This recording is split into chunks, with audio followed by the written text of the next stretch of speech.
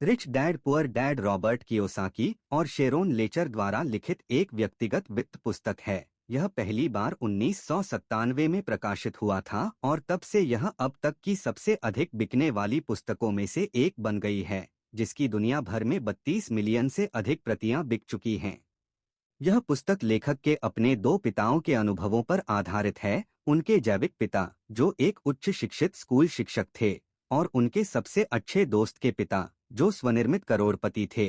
Kiyosaki का तर्क है कि उनके गरीब पिता ने उन्हें जो वित्तीय सलाह दी थी, जैसे अच्छी शिक्षा प्राप्त करना और तनख्वाह के लिए कड़ी मेहनत करना, वही सलाह नहीं थी जिससे धन की प्राप्ति होती। इसके बजाय उनका तर्क है कि अमीरों की अलग अलग वित्तीय मानसिकता और व्यवहार होते हैं जो उन्हें समय के साथ धन बनाने की अनुमति देते हैं। किताब को 4 भागों में बांटा गया है। एक, अमीर पिता की शिक्षा, कैश फ्लो क्वाड्रेंट।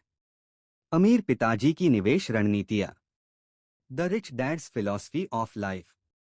पुस्तक के पहले भाग में कियोसाकी अमीरों और गरीबों की विभिन्न वित्तीय मानसिकताओं पर चर्चा करता है। उनका तर्क है कि गरीब और मध्यम वर्ग पैसे के लिए काम करने पर ध्यान केंद्रित करते हैं, जबकि अमीर अपने पैसे को उनके लिए काम करने पर ध्यान देते हैं।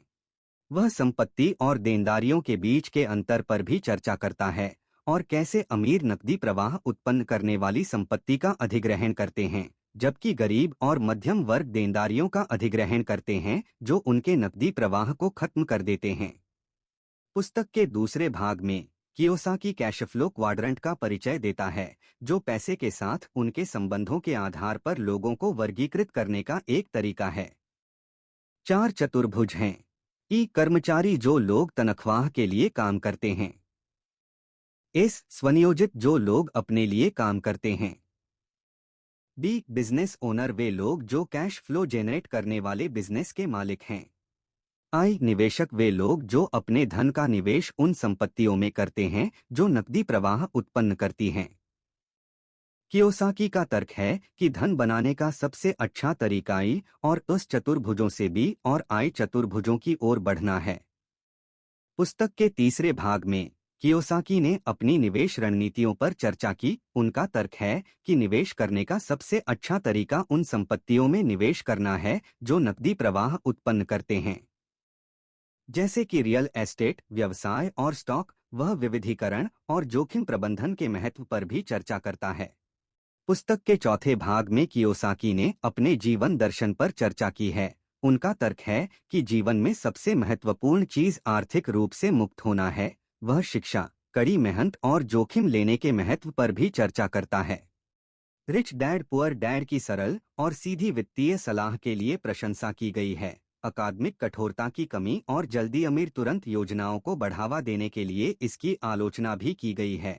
हालांकि यह पुस्तक 20 से अधिक वर्षों से लोकप्रिय बनी हुई है और यह उन लोगों के लिए एक मूल्यवान संसाधन बनी हुई है जो अपनी वित्तीय स्थिति में सुधार करना चाहते हैं। यहाँ रिच डैड पुअर डैड के कुछ प्रमुख पाठ दिए गए हैं।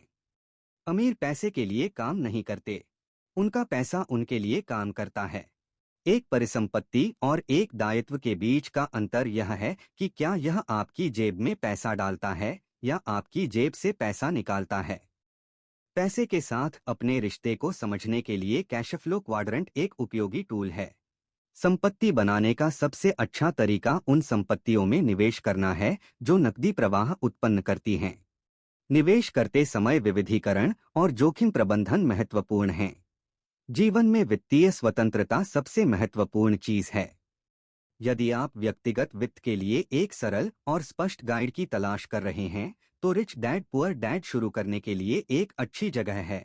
हालांकि यह याद रखना महत्वपूर्ण है कि पुस्तक एक व्यापक वित्तीय शिक्षा नहीं है। यदि आप व्यक्तिगत वित्त के बारे में अधिक जानना चाहते हैं, तो मेरा सुझाव है कि आप अन्य पुस्तकें और लेख पढ़ें और यह कि आप एक वित्तीय सलाहकार से परामर्श लें।